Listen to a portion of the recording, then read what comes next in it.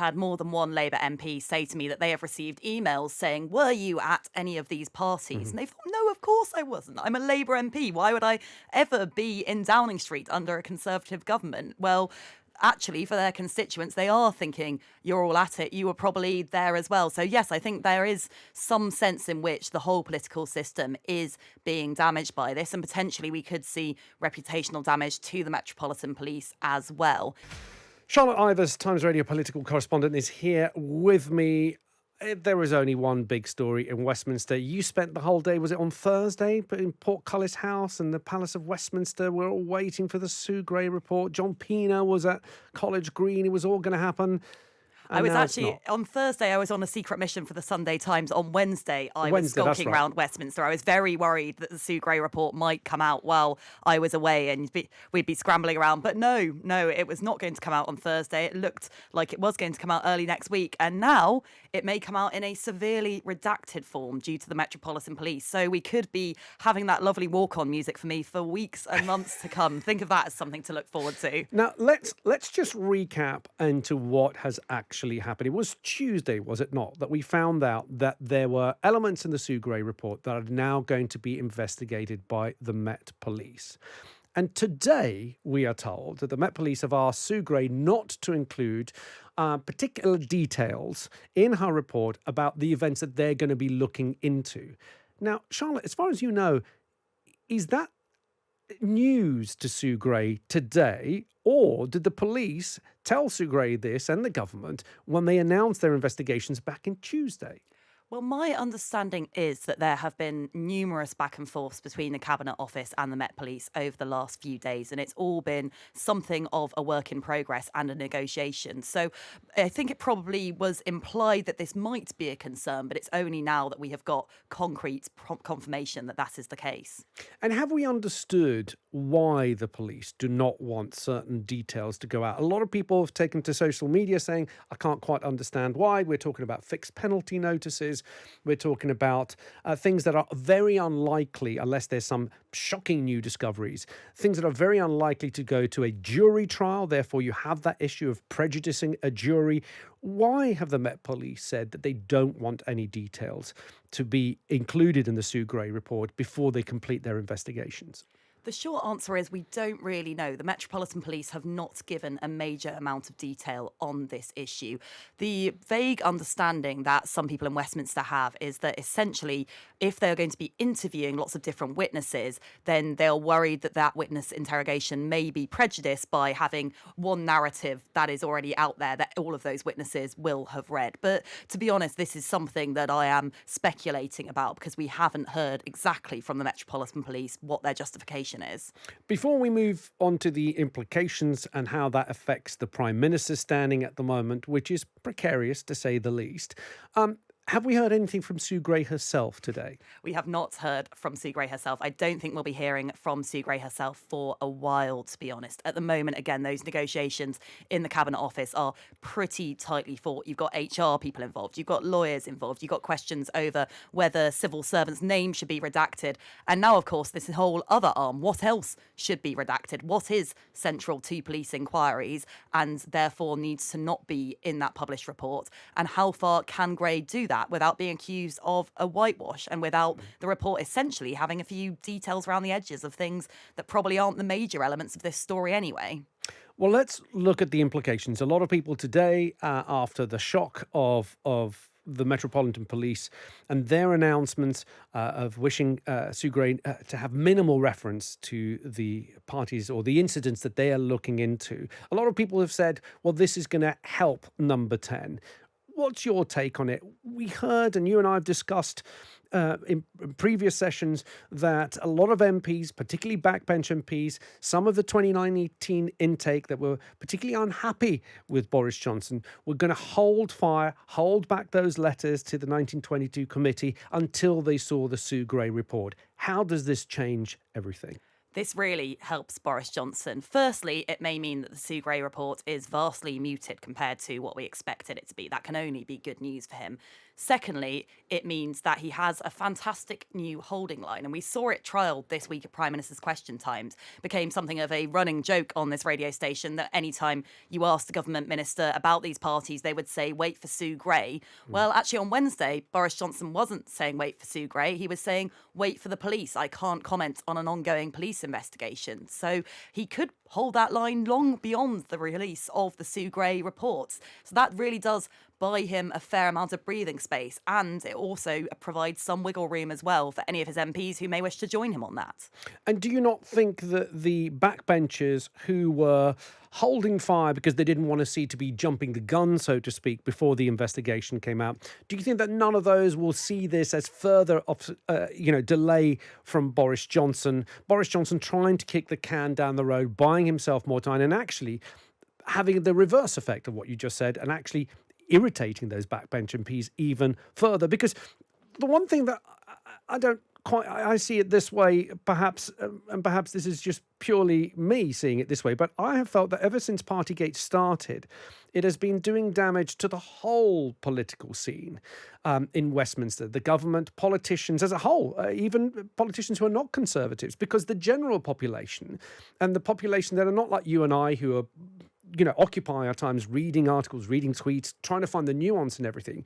The general population who are not interested in politics are coming to the conclusion that they're all the same, they're all breaking the rules in Westminster, no matter if they're Labour, Lib Dems, Conservatives. So it's actually really doing some pretty big damage every day that this continues, not to mention now the damage of trust in the Metropolitan Police, because a lot of people have come out to say, well, this is quite clearly the Metropolitan Police helping Boris Johnson, which, of course, we don't know. We can only speculate.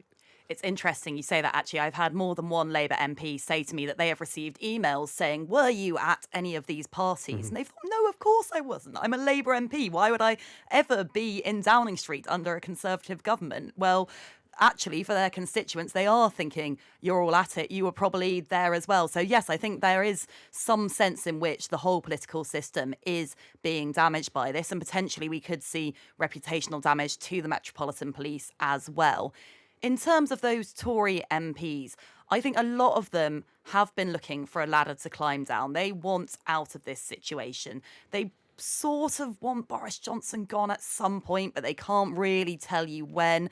They don't really know who would replace him. I think possibly if there was an obvious person to replace him in the eyes of Tory MPs, he might already be gone, but that is not the world that we exist in. So therefore, they're all trying to find a way to make this go away. And actually having that delay, having the cover of the Metropolitan Police, who are, of course, operationally separate from Boris Johnson and Downing Street, so they can point and say, look over there, that will be really positive for some of these MPs. Of course, there is that school of thought that there are local elections coming in May. Whether they go well or not, of course, we don't know. We'll have to wait for polling day. But it would be handy to have someone there to take the brunt should the elections not be too favourable for the Conservatives. Then the timing all sort of falls into place, doesn't it? Boris Johnson becomes no longer the election winner that the Conservative Party have placed him in his position to be, and therefore it makes sense that the Conservative Party is acting for the interests of the country rather than its own self-interest in replacing him after the elections rather than before the elections. That is certainly a position held by a lot of Conservative MPs I've spoken to. The only caveat that some of them give is that that does mean that they have 4 months to go of defending whatever it is Boris Johnson produces. And they will have to go out and continue to defend a leader that many of them have lost faith and confidence in. What damage is that going to do to the Conservatives as a brand? And actually, we're already seeing opinion polling that indicates this is not just damaging Boris Johnson, who's now damaging all of his party as well. And just quickly, before we move on and look at actually some other government business that has nothing to do with Partygate, do you think that now that the Met Police are involved, we're going to see fewer leaks to the press, fewer of those sort of big stories breaking late night on a Thursday and a Friday evening? Do you think those will subside, or do you think that actually it might make even things worse? Of saying, look, if the Sue Gray report's not going to come out, the people who know what has been going on are just going to carry on leaking. I think things could be about to get worse. I think we're likely to see more leaks. I'm definitely aware that there are numerous newspapers who are currently working on stories that they are trying to prove about further parties. And if they can get that sorted, then no doubt we will see those published soon. Gosh. Let's move on to, I guess it's mildly connected because Boris Johnson is in a position now where even though he has that 80-seat majority, it's not a majority he can sort of wield. He is now beholden to the backbench MPs who have threatened to put in their letters. And this, of course, concerns the hike in national insurance, the rise that was agreed by Cabinet and was voted through. Let's have a quick listen to the Technology Minister, Chris Philp. He spoke to Times Radio Breakfast earlier today about this national insurance rise. Yeah, the decision has been taken to put national insurance up by 1.25%. It was agreed by the whole Cabinet. It was voted on by Parliament. The Conservatives are the only political party that have a properly costed plan to make sure the NHS is fully funded. This plan is definitely going ahead in April of this year. Yes, the plan has been agreed and it's going ahead. Technology Minister Chris Philp speaking to Jenny earlier on Times Radio Breakfast. He said that the Cabinet agreed it, but from what we understand, the Cabinet's not fully behind it. No, there certainly was debate in Cabinet on this. Jacob Rees-Mogg, the leader of the House of Commons, is said to have pushed back on Boris Johnson on this and talks about the cost of living and the impact that is having this year. And many people within government and within Parliament are making the case that now is not the time to raise taxes because of that pressure on cost of living. That wasn't having much truck with Boris Johnson, but increasingly it's become clear that actually that argument might be rather more persuasive to him. Now it's being made by people who hold his future in their hands. So if you look on the front page of the Times today, Times is reporting that Boris Johnson is considering the option of deferring that national insurance rise. Interestingly, that would make it rather difficult for the Conservatives based on some of the private conversations that I've had in Westminster. My understanding is that Rishi Sunak would like to see taxes falling again next year. So if you defer that tax rise by a year, suddenly you're getting to the point you're pretty close to an election with no prospect of taxes going back down. What do you make of reports that we've heard from the Treasury calling it the Prime Minister's tax rise? Is that Rishi Sunak and his team trying to distance themselves from this tax rise? Because we were led to believe that it was Rishi Sunak himself who insisted that this tax rise was necessary in order to make up for the big gaping hole that the pandemic has left behind. Yes, this is a rather tricky one. Rishi Sunak has quite an interesting position on all of this. He wants to see an attempt to balance the books. That is absolutely central to his brand of conservatism, and he doesn't want to see further borrowing if he can possibly help it.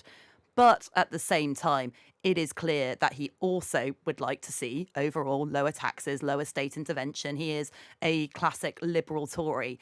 Boris Johnson is even harder to pin down. Boris Johnson doesn't seem so much to have an ideology beyond he would like to spend on making things nicer, and he too would like to see taxes down. So nobody owns this. Nobody wants to be the father of this tax rise, and yet here it is. The two most powerful men in the country don't seem to want what it is that they are implementing. It's a very, very odd situation that we find themselves in. And how tricky is it for Boris Johnson, the fact that Labour are also calling for this national insurance rise to be scrapped? However, of course, we should put a caveat that Labour are calling for it to be scrapped, but paid for by those with the broader shoulders. They have actually not said, let's defer it. They said, let's raise the money in a different way. They have indeed. And this could be tricky for Boris Johnson. And this is something a lot of Conservatives have been worried about. One Tory MP said to me, if we are not the party of fiscal responsibility and low taxation, we are nothing. Nobody skips to the polls because they want to vote for the lovely, fluffy Conservatives. They vote because they are the sensible, hard-headed, economically literate ones. Well, what if they lose that to Labour? And you can see that Labour's ears have pricked up at this as well, because you hear increasingly Angela Rayner, Keir Starmer talking about the Tories being lax with the public's money, being cavalier with public spending. You can't trust them with your tax money. And then, of course, attacking the Tories from the right in a way, saying that they want to have lower taxes on ordinary people than the Conservative Party. That is really tricky. That puts the Conservatives in a very odd place. And that is why a lot of them want this problem over and fixed by the next election, because they worry they would lose their key selling points. And I'm sure when it comes to taxpayers' money, stories like £500,000 spent on a round trip with the government's jet for Liz Truss to go to Australia is not a great headline for the government to be dealing with.